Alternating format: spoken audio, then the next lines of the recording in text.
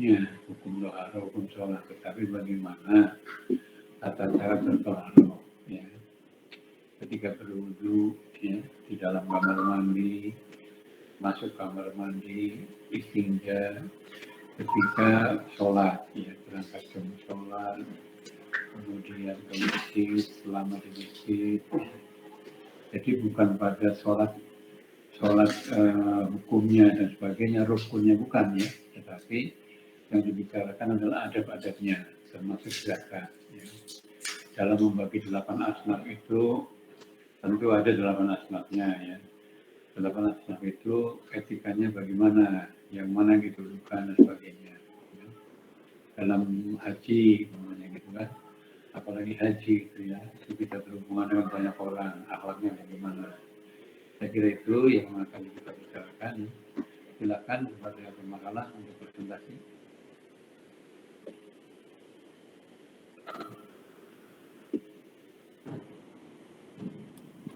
Baik, Bapak dan teman-teman, saya izin share screen.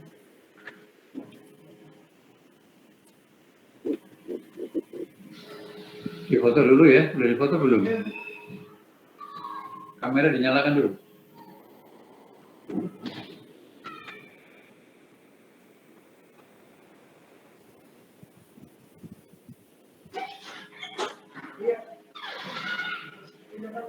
Oke.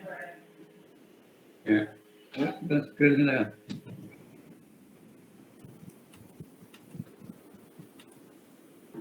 Baik, Pak, sebentar.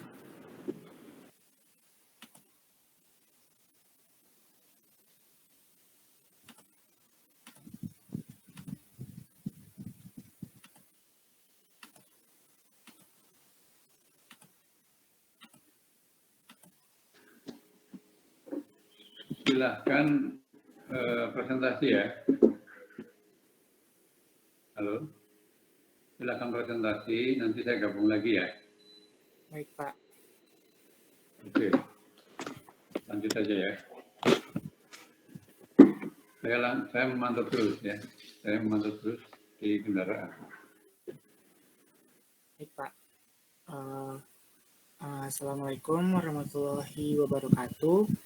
Yang terhormat Pak Zainal Arifin selaku dosen pengampu mata kuliah pendidikan akhlak, serta yang saya banggakan teman-teman sekalian. Pertama-tama, ya Pak. Ada invoice-nya udah ya? Ada invoice udah ya?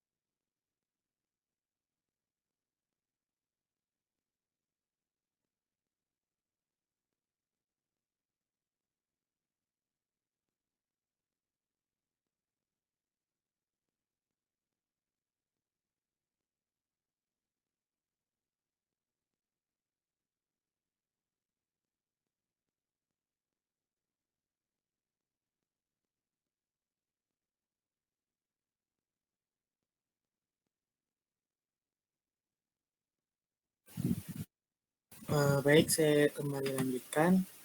Assalamualaikum warahmatullahi wabarakatuh. Yang terhormat Pak Zainal Arifin selaku dosen pengampu mata kuliah pendidikan akhlak serta teman-teman saya yang saya banggakan. Pertama-tama marilah kita panjatkan puji syukur kepada Allah SWT karena telah memberikan rahmat kesehatan dan keselamatan sehingga kita dapat berkumpul di ruang Google Meeting ini. Izinkan saya selaku moderator membimbing jalannya acara presentasi pada kelompok 3 yang akan membawakan materi berjudul Akhlak dalam Beribadah. Sebelumnya, perkenalkan nama saya Hilmi Jubair Fadila dengan NIM 29. Lalu selanjutnya ada Alvin Kusuma Hapsari dengan NIM 34. Dan yang terakhir ada presentator yang bernama Siti Fadilatul Farihah yang nomor NIM-nya adalah 45.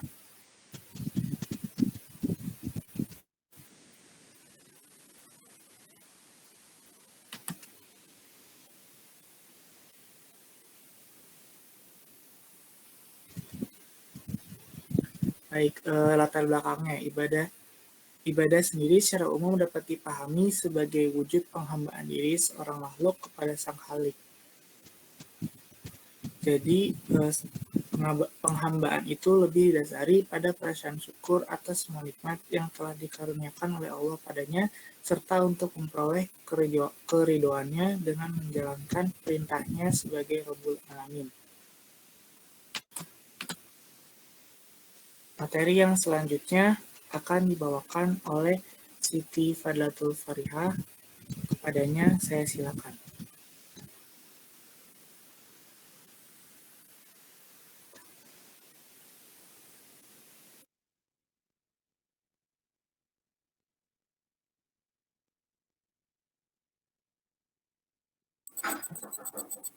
Terima kasih kepada moderator yang telah mempersilahkan saya untuk memaparkan materi pada hari ini.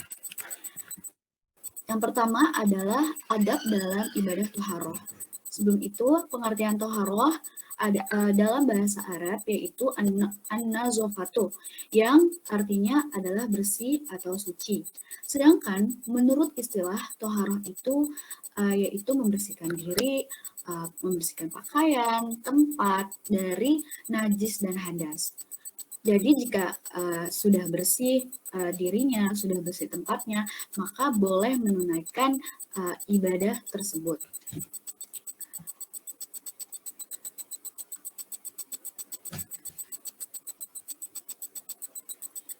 Adapun adab dalam ibadah toharoh yaitu buang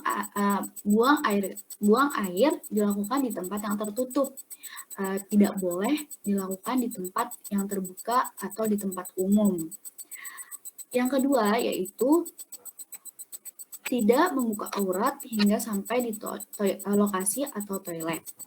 Yang ketiga tidak menghadap kiblat maupun membelakanginya.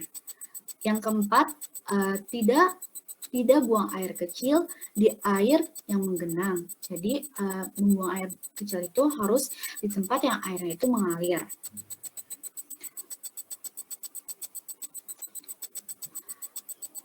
Yang kelima yaitu tidak boleh buang air kecil dalam keadaan berdiri.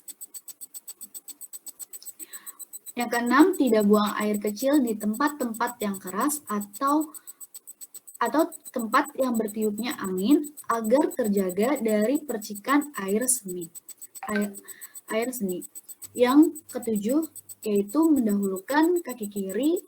mendahulukan masuk ke dalam toilet dengan kaki kiri dan keluar toilet dengan kaki kanan, serta jangan lupa untuk membaca doa. Yang kedelapan, tidak membawa barang atau sesuatu yang di dalamnya ada asma Allah atau maupun yang ada tulisan kayak Nabi Muhammad gitu loh.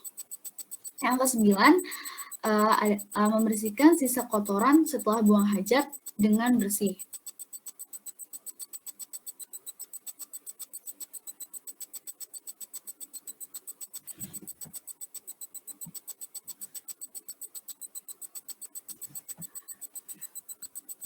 Adapun adab ya dalam ibadah selanjutnya adalah ibadah dalam ibadah sholat.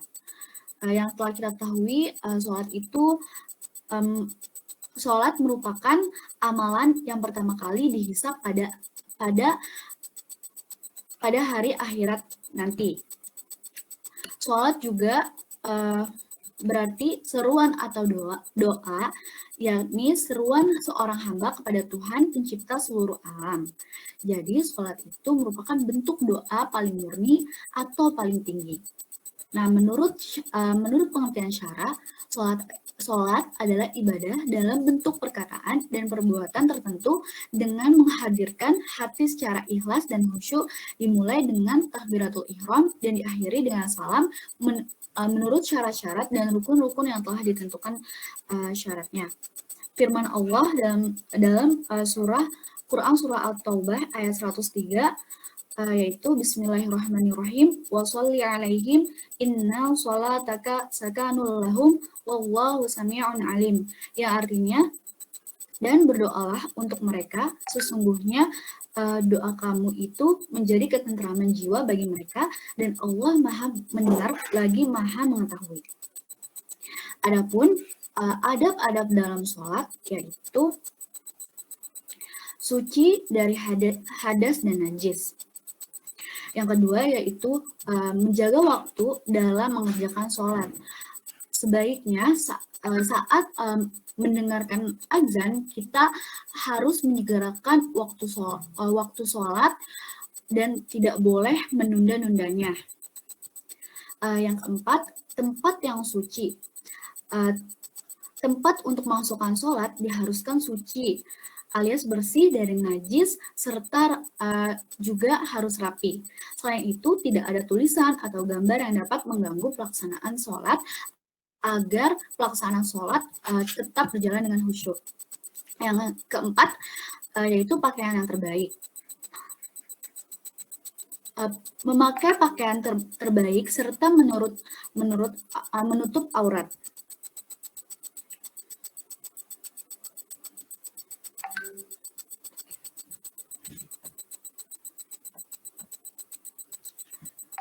Selanjutnya yaitu menyesal dan turut sedih, bertujuan agar merasa memperoleh kenikmatan dan kesempurnaan dalam beribadah. Merasa menyesal disertai turut bersedih bisa mempengaruhi harapan dalam melaksanakan sholat. Hal ini dilakukan dengan tujuan agar merasa memperoleh kenikmatan dan kesempurnaan dalam beribadah. Yang selanjutnya adalah harus khusyuk. Saat sholat tidak boleh memikirkan yang lain. Selanjutnya husnuzon kepada Allah. Husnuzon kepada Allah yaitu berprasangka baik,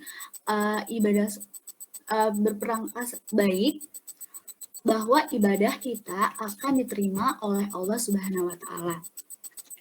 Mengamalkan amalan sunnah-sunnah yang telah dianjurkan oleh Rasulullah.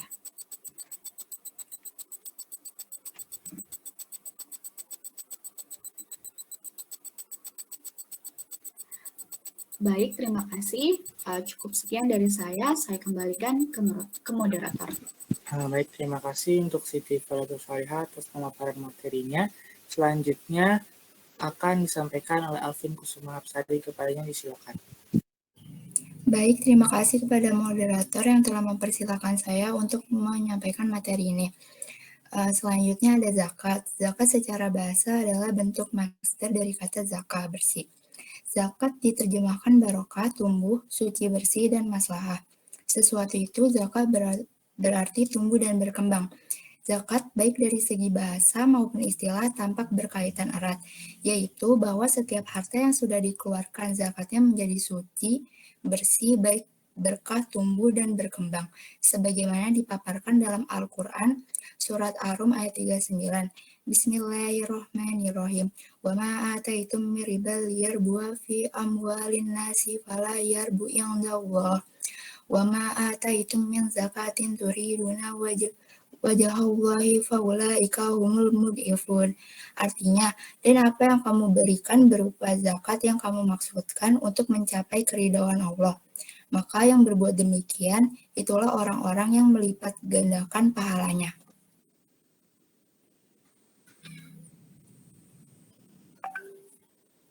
Selanjutnya ada adab dalam berzakat. Yang pertama yaitu ikhlas. Yang kedua menyegerakan. Jadi bila sudah sampai waktunya untuk membayar zakat, maka sebaiknya disegerakan untuk melaksanakannya. Yang ketiga tidak memindahkan ke tempat lain. Dan yang keempat diserahkan kepada orang yang berhak untuk menerimanya.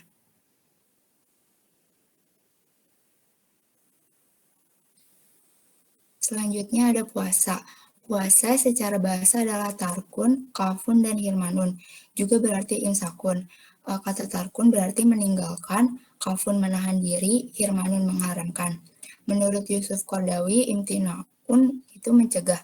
Sedangkan yang dimaksud dengan puasa adalah menahan diri dari hal-hal yang diperbolehkan yang berupa syahwat perut, makan dan minum, dan syahwat alat kelamin bersetubuh dengan niat tujuan pendekatan diri kepada Allah sebagaimana dalam agama Islam.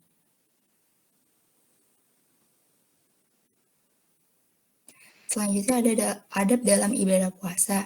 Yang pertama menjaga lidah dari perkataan yang tidak pantas diucapkan. Yang kedua menahan diri dari hal yang syubhat saat berbuka. Yang ketiga, menahan anggota tubuh dari perbuatan dosa dan menyegerakan berbuka puasa bila waktunya sudah tiba. Sekian, saya kembalikan kepada moderator. Baik, terima kasih untuk Saudari Alvin Kusuma Absari yang telah menyampaikan materinya. Selanjutnya, materi akan disampaikan oleh saya sendiri. Jadi, ada ibadah haji. Ibadah haji ini adalah salah satu rukun Islam yang wajib ditunaikan oleh setiap orang Islam, baik laki-laki maupun wanita yang apabila sudah mampu. Haji secara etimologi atau bahasa berarti menuju, sedangkan ke Baitullah Ka'bah untuk beribadah kepada Allah dengan mengerjakan manasik tertentu pada waktu dan tempat tertentu demi memenuhi panggilan Allah SWT dan mengharap ridhonya. Allah SWT berfirman dalam Al-Quran surat Al-Imran ayat 97. Bismillahirrahmanirrahim. Fihi ayatun bayyinatun maqamu Ibrahim wa man dakhalahu kana aminan walillahi 'alan nasi hijjul baiti man istata'a ilaihi sabila wa man kafara fa innallaha ghaniyyun 'anil 'alamin. Yang artinya, padanya terdapat tanda-tanda yang nyata, di antaranya makam Ibrahim. Barang siapa memasukinya, Baitullah itu menjadi amanah dia. Mengerjakan haji adalah kewajiban manusia terhadap Allah, yaitu bagi orang yang sanggup mengadakan perjalanan ke Baitullah, dan barang siapa mengingkari kewajiban haji, maka sesungguhnya Allah Maha Kaya.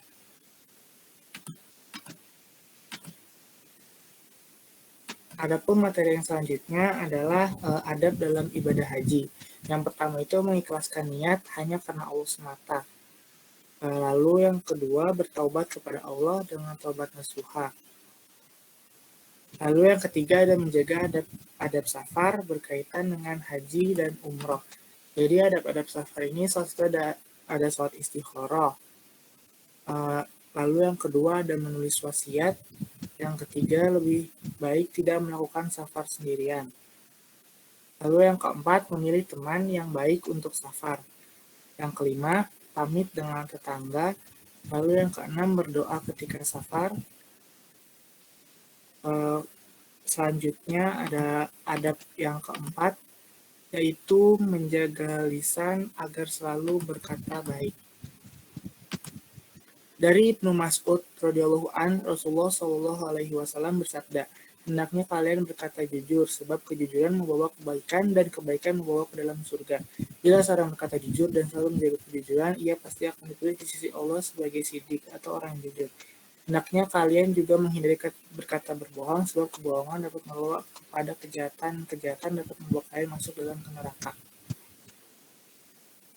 Kemudian yang selanjutnya adalah mempelajari hukum-hukum yang berkaitan dengan haji dan umroh, agar ketika nanti saat haji atau umroh tidak salah pada tata caranya. Lalu berikutnya ada memperbanyak sedekah.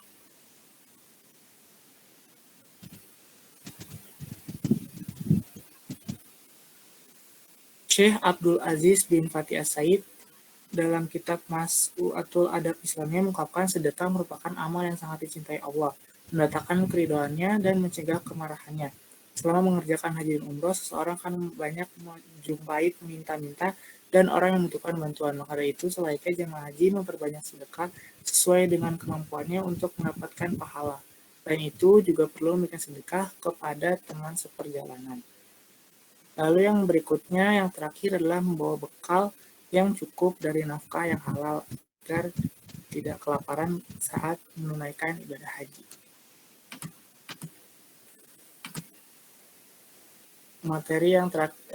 Demikian materi yang disampaikan. Kemudian untuk kesimpulannya dari kami adalah bahwa setiap ibadah harus diingatkan dan tulus kepada Allah semata, bukan karena mengharapkan pujian serta apresiasi dari orang lain.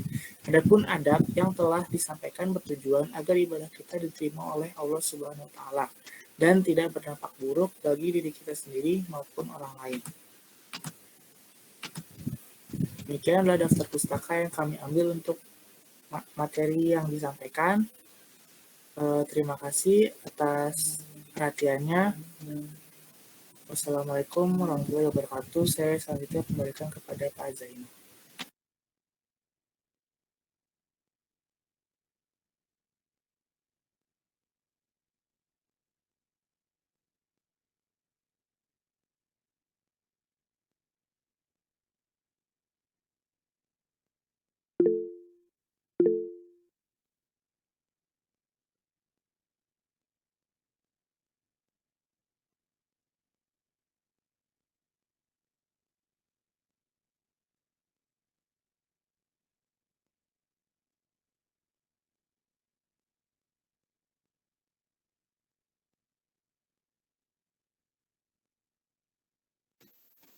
Baik, mungkin untuk selanjutnya sesi tanya jawab.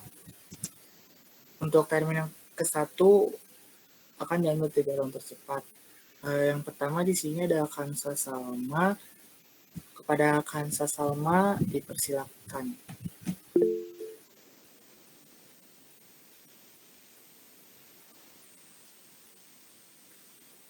Baik, Kansa Salma lewat chat ya. Oke, saya tampung terlebih dahulu. Kami akan tampung terlebih dahulu. Selanjutnya ada Ulfatu Fahidatur Rahmah. Kepada Ulfatu dipersilakan. Terima kasih kepada moderator. Pertanyaan saya, di dalam PPT itu kan disebutkan adab sholat itu menyesal dan turut sedih. Nah, saya pernah dengar kalau sholat itu tidak boleh menangis, apa benar? Sedangkan ketika kita menyesal dan memohon ampun dalam sholat itu biasanya ada rasa ingin menangis. Menurut kelompok kalian itu gimana? Terima kasih. Oke, baik. Terima kasih untuk Ulfatul Fahidatur Rahmah atas pertanyaannya. Selanjutnya pertanyaan yang ketiga dari Rahmayani Anwar. Kepada Rahma dipersilakan.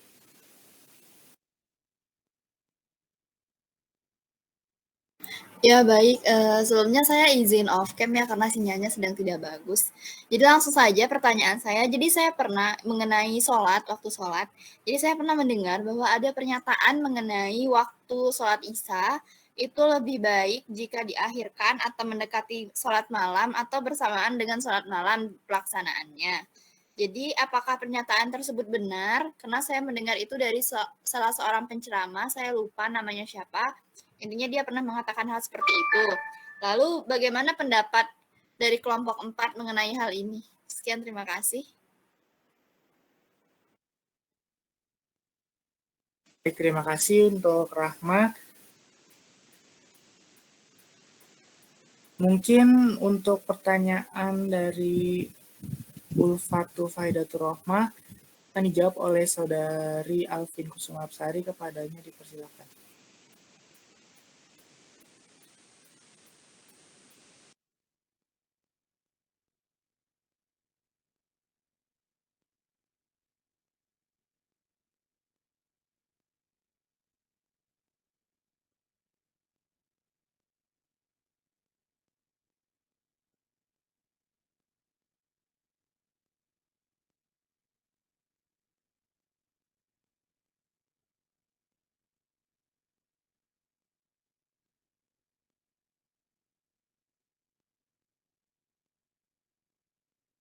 Baik, saya akan menjawab pertanyaan dari Ulfa. Jadi menangis dalam sholat karena takut kepada Allah itu boleh dilakukan dengan syarat dia itu nggak berbicara di luar doa sholat itu, terus menangis. Maka menangis yang demikian tanpa diiringi berbicara di luar bacaan sholat itu hukumnya mustahab dan merupakan ciri dari orang yang soleh. Jadi menurut kelompok kami dari sumber yang telah kita baca boleh saja menangis dalam sholat. Tetapi menangis karena mengingat Allah atau karena mengingat dosa-dosa kita aja. Boleh aja dilakukan tetapi tanpa berbicara di luar bacaan sholat. Dan hukumnya itu mustahabah yang artinya hal tersebut pernah dilakukan Rasulullah 1 atau 2 kali. Nah, baik, terima kasih. Apakah Saudari Ulfa sudah terjawab pertanyaannya? Sudah, terima kasih. Baik, terima kasih. Lanjutnya untuk pertanyaan dari Rahmayani Anwar akan dijawab oleh Saudari Siti Fadatul. Kepadanya dipersilakan. Baik, terima kasih kepada moderator. Saya akan menjawab pertanyaan saudari dari Rahmayani Anwar. Pertanyaannya itu mengenai sholat Isya yang jika dikerjakan di akhir itu atau mendekati malam itu, apakah itu lebih baik atau tidak ya?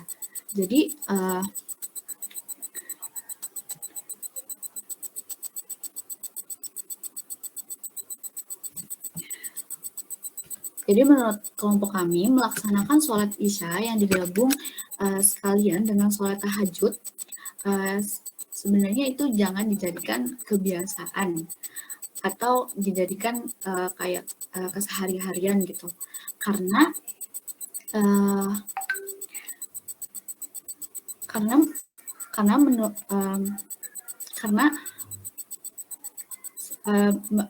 sebagaimana yang disampaikan oleh Buya Yahya, sholat Isya itu tidak boleh digabung dengan sholat tahajud jika itu dikerjakan secara sengaja gitu. Karena kan di dalam Islam, di dalam ajaran kita juga kita harus segera menyegerakan sholat apabila telah terdengar kumandang azan gitu. Akan tetapi berbeda permasalahannya jika misalnya kita itu ketiduran lalu bangun tengah malam terus ternyata belum sholat Isya gitu. Ya udah berarti sholat Isya sekalian bisa sholat tahajud gitu. Tapi kalau misalnya emang tidak ada kesengajaan gitu, sudah waktunya sholat Isya, ya jangan ditunda-tunda, jangan ditunggu malam, jangan ditunggu malam hari gitu. Kan bisa nanti sholat Isya dulu, terus habis itu tidur, niat sholat tahajud, terus nanti sholat tahajud ya nanti malamnya, kayak gitu. Jadi kebiasaan menunda sholat digabung sama sholat malam, jika itu dijadiin kebiasaan, itu menurut kami tidak diperbolehkan. Ya, gitu. Seperti itu saudara Rahmayani Anwar jawabannya. Nah, bagaimana Saudari Rahma, apakah sudah terjawab? Ya, sudah terjawab. Terima kasih. Ya, terima kasih juga. Dan Siti Fadatul yang sudah menjawab. Selanjutnya pertanyaan dari Kansa Salma, ya ini jika saat beristinja disunahkan untuk jongkok, lalu bagaimana tanggapan kalian toilet laki-laki yang umumnya dibuat berdiri saat beristinja? Kalau dari saya sendiri itu kurang baik ya. Di sini ada jurnal mengenai buang air berdiri untuk laki-laki. Jadi dilihat dari segi kesehatan dan agama, masalah buang air kecil atau berkemih dipandang sangat menarik untuk ditelisik. Jadi di Indonesia ini sebenarnya negara yang mayoritas penduduk itu menggunakan toilet jongkok. Namun seiring modernitas, maka secara perlahan penggunaan toilet jongkok ini bergeser dan diganti dengan toilet duduk, sehingga mempengaruhi seseorang dalam buang air kecil. Perlu diketahui bahwa kencing sambil duduk atau berdiri mampu mempengaruhi proses alami pembuangan kotoran dan dapat menyebabkan sembelit. Menurut sebuah penelitian yang dilakukan oleh seorang dokter Rusia bernama Davskirov di Digestive Disease and Science, dijelaskan bahwa ketika duduk, otot tidak bisa mempertahankan kontinuitas untuk mengeluarkan kotoran. Tubuh juga tidak bisa memberikan tekanan lebih untuk mengeluarkan kotoran.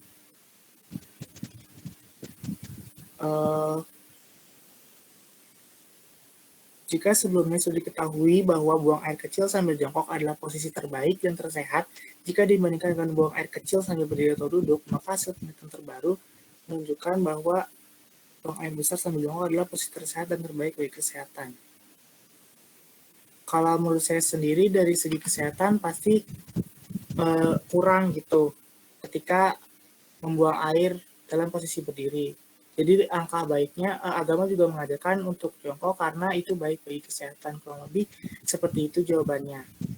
Bagaimana Kansa? Apakah sudah terjawab?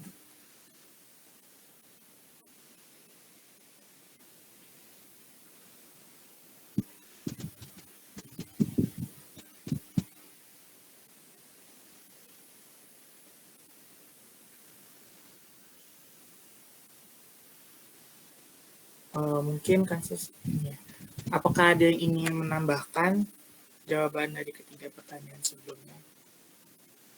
Boleh, Raisen.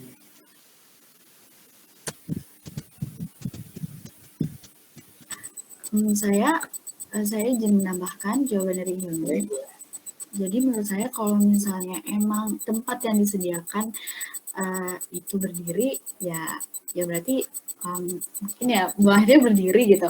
Tapi kalau misalnya emang ada tempat untuk bisa jongkok, ya jongkok gitu kan karena disunahkannya untuk jongkok gitu.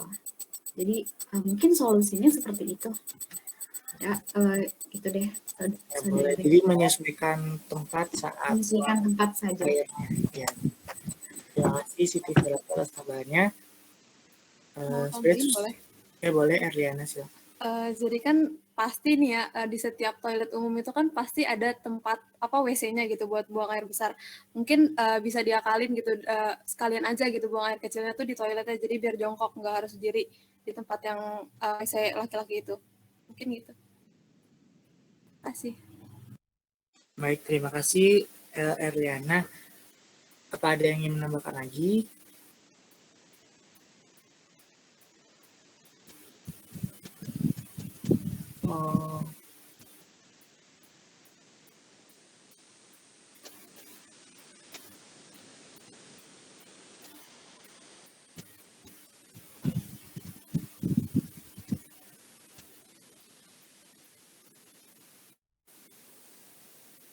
Oke, mungkin dibuka saja ya buat termin kedua karena ada yang ingin bertanya. Raisen, boleh Kak Siska dan boleh Kak Siska terlebih dahulu yang memberikan pertanyaannya. Boleh Kak.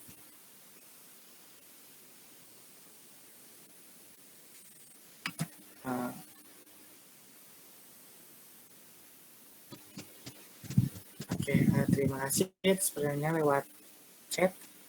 Selanjutnya, bentar.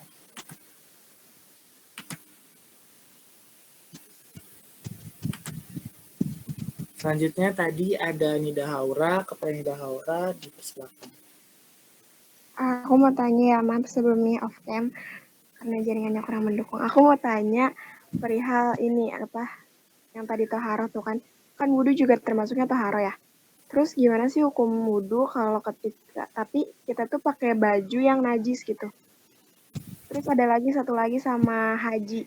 Kalau misalnya kita pergi haji nih, tapi pas di sana tuh malah lebih banyaknya berbuat maksiat dengan yang bukan muhrim. Itu gimana hukumnya? Terima kasih. Oke, satu pertanyaan terakhir tadi itu dari Erliana Puspa, kepada Erliana dipersilakan. Izin bertanya, ini kan tadi di poin yang ke-8 mengenai adab dalam toharo itu kan disebutkan untuk tidak pula membawa sesuatu yang memuat asma Allah maupun Nabi Muhammad. Nah, gimana kalau misalkan kita lagi di tempat umum tuh, terus misalkan sendirian, otomatis kan kita pasti bawa barang-barang kita ke dalam toilet kan. Nah, misalkan di dalam toiletnya itu ada HP kita. Nah, di HP kita itu terinstall aplikasi Al-Quran digital gitu. Sedangkan tadi kan di dalam kita nggak boleh bawa kan sesuatu yang memuat asma Allah. Itu hukumnya gimana ya? Kayak boleh atau enggak? Oke, baik. Terima kasih. Karena sudah 3 pertanyaan, kami tampung terlebih dahulu untuk berdiskusi ya teman-teman.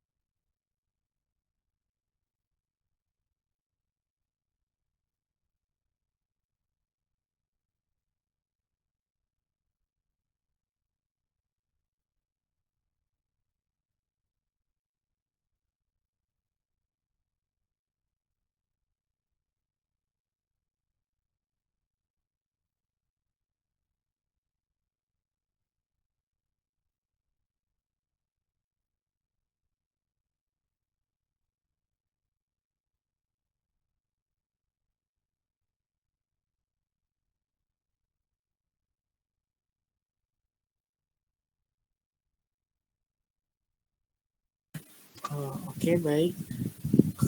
Saya akan menjawab pertanyaan terlebih dahulu dari Ed.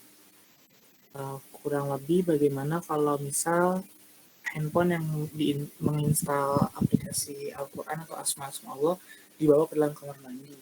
Untuk jawabannya ini, handphone atau smartphone yang di dalamnya terdapat Al-Quran, baik yang tampak sebagai tulisan ataupun berupa audio, tidak dihukumi sebagai mushaf.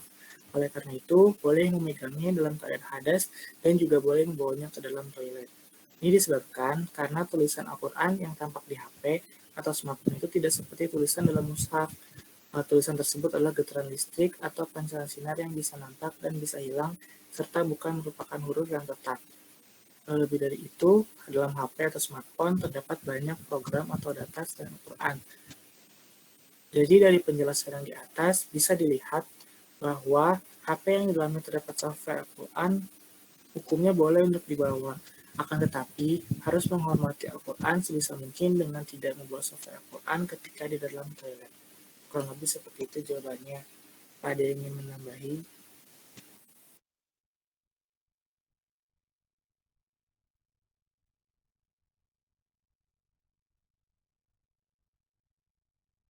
Izin menambah, kalau menurut aku Islam itu nggak ngeberatin ya.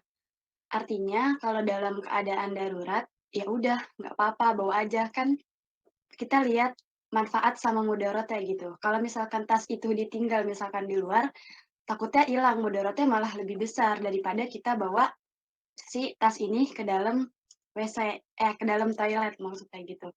Nah, ya udah abis kayak gitu namanya juga manusia, pasti kita ngelakuin kesalahan. Abis kayak gitu kalau emang diri kita ngerasa bersalah karena udah ngebawa mushaf ini ke dalam tempat yang kotor, yang najis gitu, ya udah minta ampun lagi sama Allah. Intinya kalau menurut aku Islam itu nggak ngeberatin, kita masih diberi apa ya? Diberi akal gitu, bisa ngebedain mana yang mudaratnya tuh besar, mana yang manfaatnya itu lebih besar. Jadi kita bisa memilah dan memilih kayak gitu menurut aku. Terima kasih. Baik, terima kasih ya Dewi untuk tambahannya. Ada yang ingin menambahkan lagi? Kalau tidak ada, mungkin akan menjawab saudari Siti Fadatul, mungkin akan menjawab pertanyaan dari Nida Haura ya.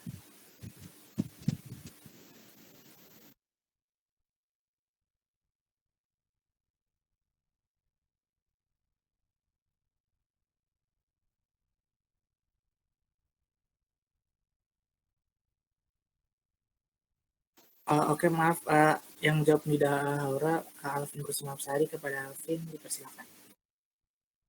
Jadi tadi pertanyaannya itu kalau misalnya berwudu tapi pakaiannya najis sama kalau haji itu berbuat maksiat gimana hukumnya gitu ya? Iya, Jadi, Vin. jadi kalau misalnya berwudu tapi bajunya najis, otomatis itu ibadahnya nggak sah. Kayak tadi yang dijelasin di PPT kan, kalau beribadah itu harus suci dari hadas baik pakaian dan tempat.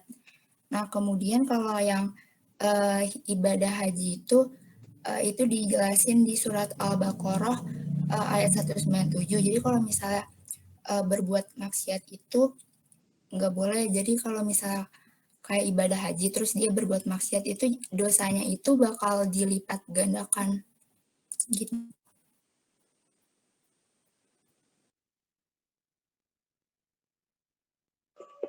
Iya, terima kasih Alvin. Oke, baik. Terima kasih Alvin dan Nida Haura. Mungkin selanjutnya pertanyaan dari Kak Siska akan dijawab oleh Siti Fadlatul Farihah. Nurhaliza mau menambahkan? Izin menambahkan. Boleh, silakan. Jadi kalau misalnya kita ngelakuin sesuatu yang salah pada saat haji, itu tuh ada damnya, kayak dendanya gitu. Terus yang pernah aku pelajarin, memang kalau misalnya kita misalnya ngebunuh binatang nih, nanti tuh ada damnya sendiri gitu loh. Sekian. Baik, oke, terima kasih Nurhaliza Alia. Selanjutnya kembali ke menjawab pertanyaan. Saudari Siti Fadlatul akan menjawab pertanyaan dari Kak Siska. Boleh, silakan. Baik, terima kasih kepada moderator. Saya akan mencoba menjawab pertanyaan dari Kak Siska Anggreni, yaitu pertanyaannya adalah dalam adab sholat mengenai merasa sedih dan menyesal bagaimana contoh nyatanya, atau hanya mengenai penyesalan dosa kalau kita sedang merasa senang dan damai, bagaimana caranya merasa sedih dan menyesal. Mungkin menurut saya contoh nyatanya ketika misalnya di dalam hidup kita lagi banyak banget masalah, terus kayak misalnya banyak banget beban, cobaan yang misalnya ngerasa Allah tuh banyak banget yang ngasih cobaan, ngasih beban gitu, ngasih rintangan lah buat kita. Terus kita ya di sholat itu ya kayak kepikiran gitu mungkin ya. Jadi sholatnya khusyuk gitu. Terus mungkin kalau misalnya dalam mungkin juga kalau misalnya merasa sedih atau menyesal waktu pas lagi sholat, ya kadang kan manusia itu kan tempatnya salah, pasti punya kesalahan gitu. Jadi misalnya ketika sholat tuh kayak ya Allah kita ya Allah hamba banyak banget nih dosa gitu. Jadi nangis gitu, jadi sedih, padahal misalnya apa yang kita lakuin itu dilarang gitu, dilarang dalam agama, tapi masih tetap kita lakukan gitu. Terus kalau kita sedang merasa senang dan damai, bagaimana cara merasa sedih dan menyesal? Menurut saya ketika misalnya kita caranya untuk ngerasa sedih, misalnya kalau misalnya dikasih kesenangan sama damai, ya kita harus didampingi dengan rasa syukur sih gitu ya. Kayak misalnya kita dikasih banyak rezeki, banyak rezeki sama Allah, banyak dikasih kebaikan sama Allah gitu. Ya kita juga nggak boleh juga ngerasa tinggi hati, karena kan itu semua pemberian Allah. Jadi kayak juga kita bersyukurnya, misalnya bersyukur dengan cara sedihnya ya dengan banyakin doa, dengan banyakin sedekah, atau dan misalnya dengan dikasih sama Allah itu banyak hadiah, kita juga jadi inget dosa. Jadi misalnya kita dikasih hadiah, ya Allah tuh baik banget, udah ngasih ini, udah ngasih itu gitu. Tapi aku masih banyak dosa nih. Jadi nggak mau deh ngelakuin hal itu lagi gitu. Jadi dengan bersyukur dan dengan juga mengingatkan diri untuk tidak melakukan kesalahan yang Allah larang lagi gitu. Mungkin jawaban saya seperti itu ya Kak Siska, semoga terjawab. Boleh dari teman-teman kalau ada yang ingin menambahkan dari ketiga pertanyaan sebelumnya ya. Boleh.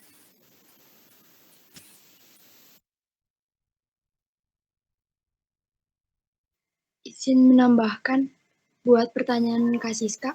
Boleh Diski, silakan.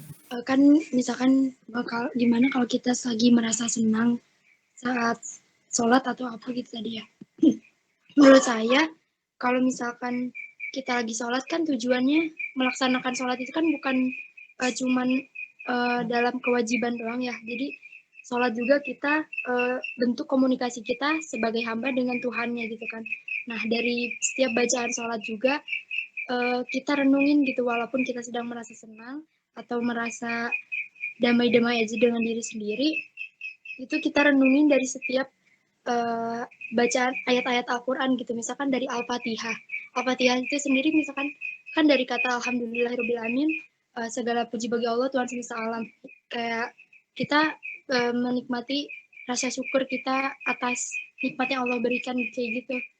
Kayak yang udah dikatakan sama Dila tadi, lebih ke bersyukur dan merenungi setiap ayat-ayat dalam bacaan sholat kita sendiri gitu. Kurang lebih begitu. Baik, terima kasih Rizky Wani untuk tambahannya. Kalau ada yang ingin menambahi lagi, dipersilakan boleh. Izin menambahkan. Boleh Erliana terlebih dahulu ya, silakan. Jadi kan di sini katanya perasaan sedihnya itu mengenai penyesalan doa saja atau gimana?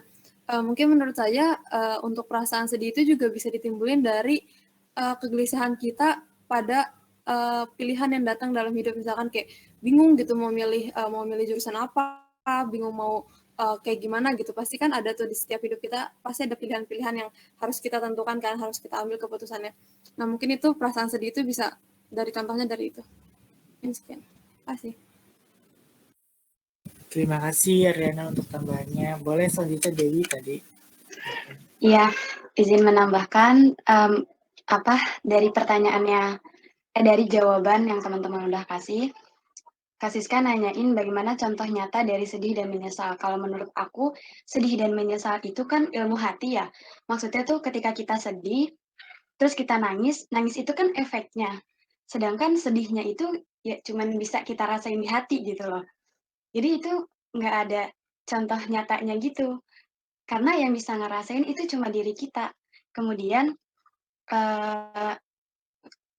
kalau kita sedang merasa senang dan damai, bagaimana caranya merasa sedih dan menyesal? Kalau menurut aku, kalau emang lagi ngerasa senang, ya udah sholat gitu. Tadi sama aja tentang bersyukur.